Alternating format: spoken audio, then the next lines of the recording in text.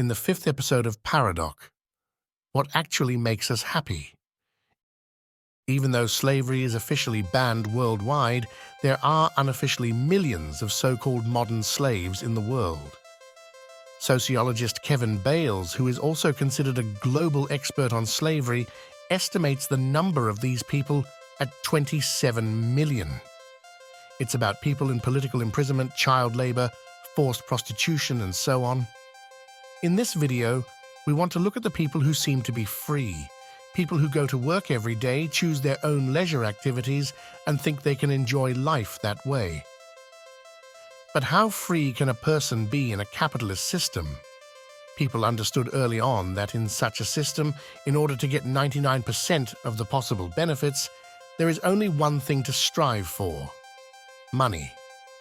With money, you can get anything that comes to mind first.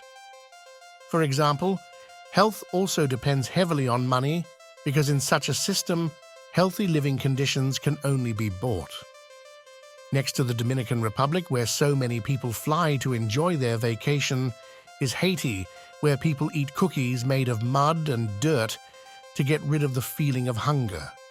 For many diseases, there is a cure which may or may not be possible depending on your wealth. Money seems to be a solution to everything. But what are the interesting 1% that cannot be bought with money? And why should that be so important? People work day and night to eventually be able to afford goods such as houses, cars, and much more. They need this to satisfy themselves. The goods that are made available now give others access to money and so on. So it's an endless satisfaction of various needs. When we walk around the city, we see so many things, and you have to realize that it is always about money because that is the key to satisfying all physical needs. If we look at it like that, aren't people slaves to consumption or slaves to the entire system of life? When we think about what we do in the day, it's actually just pursuing needs.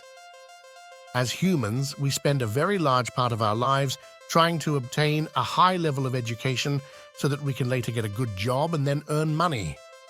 I'm not saying we shouldn't go to school, but for most people this time is just a means to an end.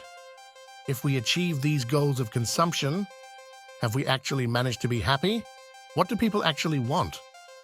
What are we doing all this for?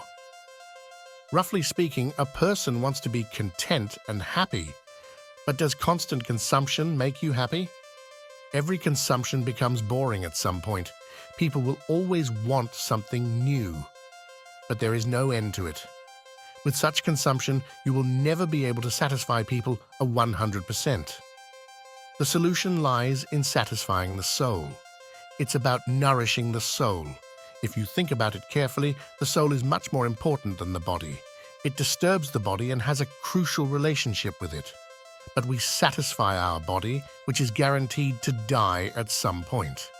Our soul, on the other hand, can stay alive forever. So if we train the soul to be content instead of the body, we can master most things much better. Death worries many because, with death, all the fun of consumption ends. That's why being tied to consumer fun is contradictory to life because it makes death more difficult. Death must offer a positive opportunity for us. It is not intended to represent an end, but rather a liberation. If we starve our souls, we will not find happiness because then we will only fixate on using the 80 years in this world to satisfy our bodies. But we are people, not animals. What defines us is being aware of everything. This is a skill that enables all the happiness, but also brings with it responsibility. Let's not depend on all of this. Let's consume to survive. Let's also consume to have fun. But let us not depend on all this. Our soul must not die. How long has it been since you thought about your soul in this modern and fast-moving world? Just one example of many how satisfying our bodies distracts us from issues like these. Are we ourselves the culprits? Is it man's egoism that prevents him from such considerations?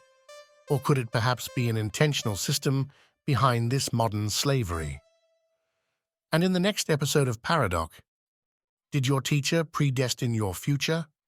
If you enjoyed the video, please give it a like, and if you don't want to miss any more videos from us in the future, don't forget to subscribe and press the bell. It would be a huge support to our work.